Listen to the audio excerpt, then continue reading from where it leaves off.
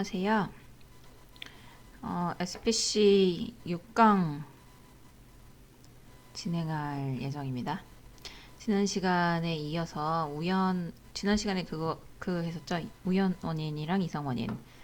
네, 커먼 코드, 스페셜 코드 했었는데, 이어지는 내용이에요.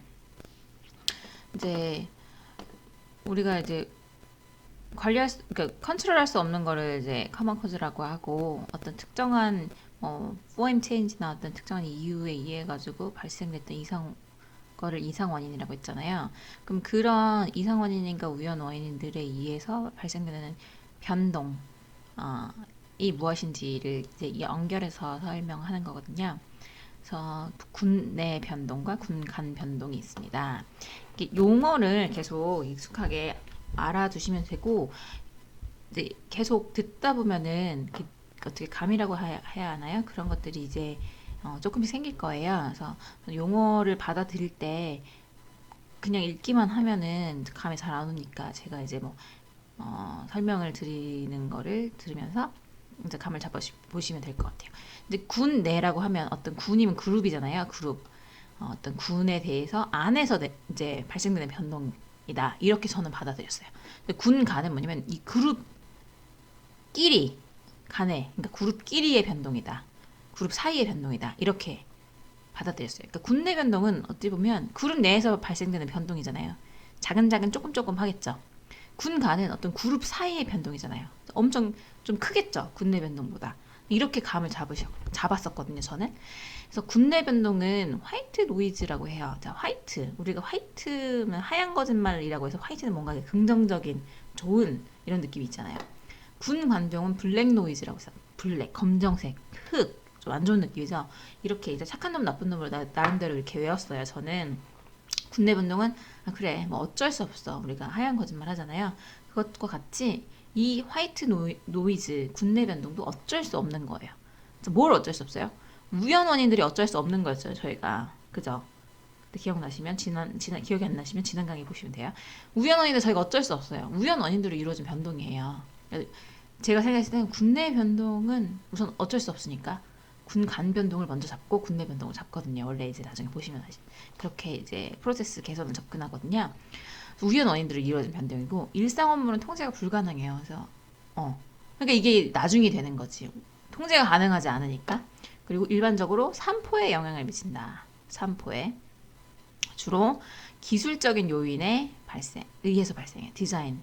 그러니까 설계 문제인 경우들이 상당히 많아요. 설계 자체에 노이즈가 우리 진동이라고 하죠. 노이즈가 많은 거예요. 그리고 공정의 사소한 다수 인자에 영향을 받아요. 인자가 막 수십 가지야. 그러면 그걸 하나씩 다 컨트롤 하기가 너무 힘들겠죠. 그럼 비용이 올라가거든요. 그래서 이게 다 디자인한 게 이런 감을 다 잡으셔야 돼요. 이런 감을. 그래서 사실은 이게 먼저 설명하면 더 좋았을 것 같아요. 왜냐면 이게 첫 번째로 해야 되는 거거든요. 이걸 먼저 잡아야 돼요. 군간 변동.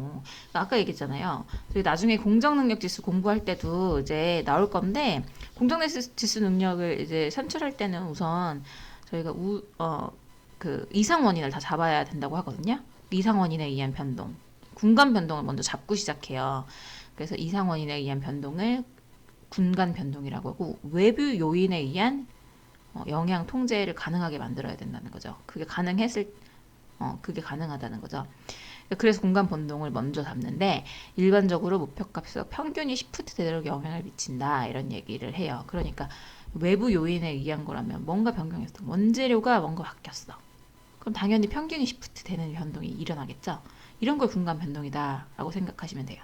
그리고 실제적으로 시간의 경과에 의한 공정 능력이 어느 정도인지를 나타낸다. 이게 무슨 말이냐? 시간의 경과에 의한 공정 능력이 어느 정도인지를 나타낸다. 무슨 말을 적었는지 저도 갑자기 기억이 안 나네요.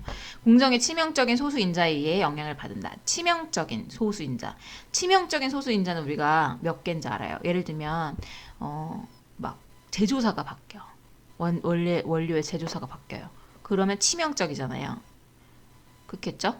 뭐 케이스가 좀 머테리얼이긴 하지만 그리고 아니면 뭐 라인이 바뀌어. 라인이 1번 라인 있고 2번 라인, 3번 라인 있어. 이게 사양이 조금씩 다를 거 아니에요. 이걸 생산했을 때랑 영향을 받아. 이런 거는 변동을 컨트롤할 수가 있잖아요. 이걸 분간 변동이라고 하고 이상원이다. 우리가 그리고 통제가 가능하다. 이렇게 받아들이시면 돼요. 통으로 다 받아들이시면 돼요. 그리고 자 그럼 여기 뭐라고 하냐 장기간에 걸쳐 얻어진 데이터에는 군내 변동이랑 군단 변동이 모두 포함된다. 그 그래프가 바로 이거예요. 자, 올해 이렇게 어떤 데이터를 쭉 모아놓고 벌키하게 데이터를 보면 그 안에 군내 변동이랑 군간 변동이 전부 다 섞여 있다는 거죠. 이건 나중에 공정능력 지수를 공부할 때도 계속 나오는 거기 때문에 우선은 용어에 대한 감이 명확하게 서야 될 것 같아요.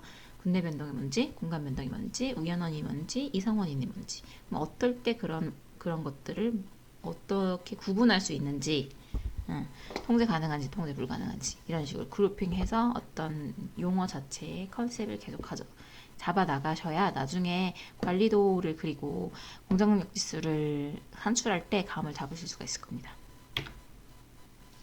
그래서 여기에 프로세스 안정성의 개념이라고 나오는데요. 자, 프로세스의 아웃풋이 우연 원인으로만 구성될 때 공정이 안정 상태에 놓여 있다고 정의해야 한대요.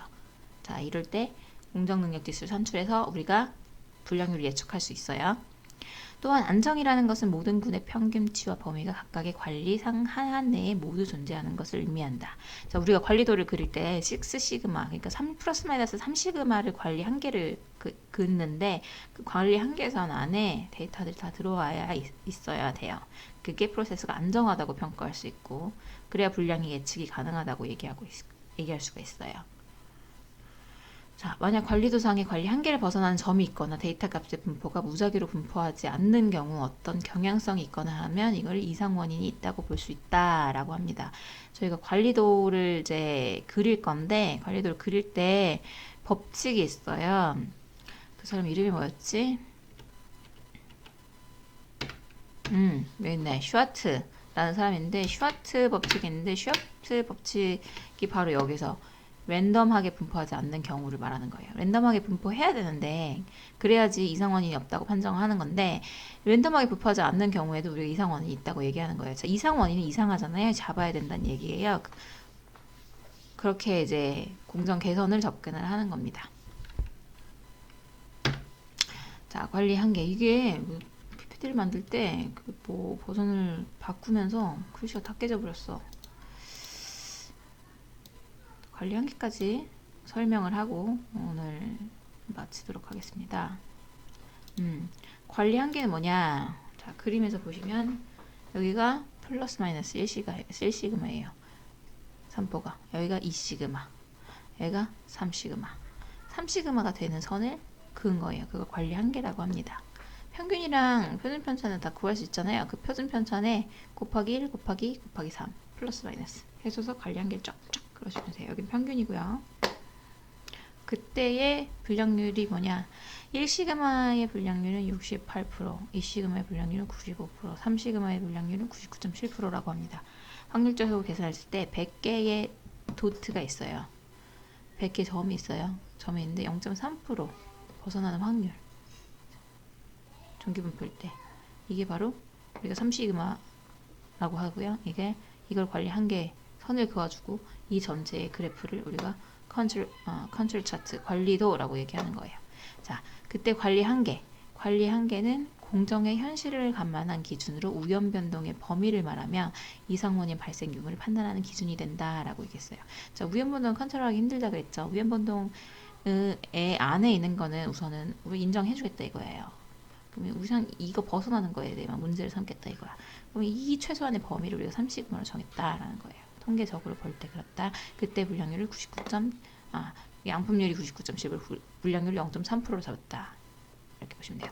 자, 관리한계는 통상 3시그마 한계를 설정해요. 그리고 관리한계를 벗어날 확률이 0.27%예요. 0.27% 정확한 99.73 이러면 0.27%가 되나? 관리한계 폭 평균은 플러스 마이너스 3 곱해서 표준 편차. 이게 뭐야? 평균 플러스 마이너스 3 곱하기 표준 편차. 벗어나면 이상 원인을 판단한다. 아까 말씀드렸던 계속 반복해서 나오고 있습니다. 관리한계 폭이 좁으면 생산자 위험, 알파 위험, 넓으면 소비자 위험, 베타 위험이 커진다. 라고 얘기하죠. 관리 한계를 폭을 넓게 가져가면 생산자 위험이 커집니다. 폭이 좁으면 폭이 좁으면 생산자 위험이 커집니다. 넓으면 소비자 위험이 커진다. 그 말이 뭐냐면 단순히 얘기했을 때 관리 한계를 가지고서 우리가 합부 판정을 한다고 생각하세요. 해보세요. 만약에 관리 한계가 좁아. 그럼 스펙이 좁은 거야. 그럼 생산자가 생산하기가 너무 힘들다는 거죠. 그 생산자 위험이라고 생각하시면 돼요. 스펙이 넓어. 관리 한계가 넓어. 그럼 어떻게 돼요? 생산자는 편하죠. 뭐 이렇게 저렇게 생산이 되니까. 근데 어떻게 소비자는 불량에 대한 불량이어도 그러니까 뭔가 품질이 좀 안 좋아도 그게 합격으로 다 판매가 되니까 생산자가 받을 확률이 높아지잖아요. 그럼 소비자 위험이 커지죠. 그걸 베타 위험이라고 합니다. 이게 계속 알파 베타는 통계적 용어고 생산자 위험, 소비자 위험도 통계에서 계속 나오는 거기 때문에 감을 잡으실 때 이렇게 생각하시면 돼요. 자, 그리고 스펙이 폭이 좁아. 규격이 좁아져. 관리 한계가 좁아져. 그럼 어떻게 돼? 생산자는 생산하기 너무 힘들어요. 빡세요. 스펙이 너무 좁아서요. 자, 스펙을 넓히면 어때요? 소비자는 얘네들 다 양품으로 내보내네. 내가 봤을 때 품질의 참고가 존재하는데 저번에 받았던 거랑 조금 다른 것 같은데 이런 식으로 이해를 했어요. 저는 이렇게 이해를 했어요. 이렇게 하면은 그냥 감이 잡히니까. 계속 지금 이 SPC 강의가 실질적으로 현장에서 사용되는 거는 딱 그거예요. 관리도 그리는 거, 그리고 관리도 해석하는 거, 그 정도예요. 근데 이거를 자유자재로 사용하고 이게 뭘 의미하는지를 알려고 하다 보니 뭐 이런저런 용어가 계속 나오는 거죠. 백그라운드에 대한 이해를 돕기 위해서 이런 용어도 나오고 이런 식으로 또 이해해보고 저런 식으로 또 이해해보고 이런 거라고 생각하시면 되겠습니다. 다음 시간에는 관리도의 활용 그리고 계량급 관리도 해석하는 거 쭉 3페이지 설명을 드리도록 하겠습니다. 감사합니다.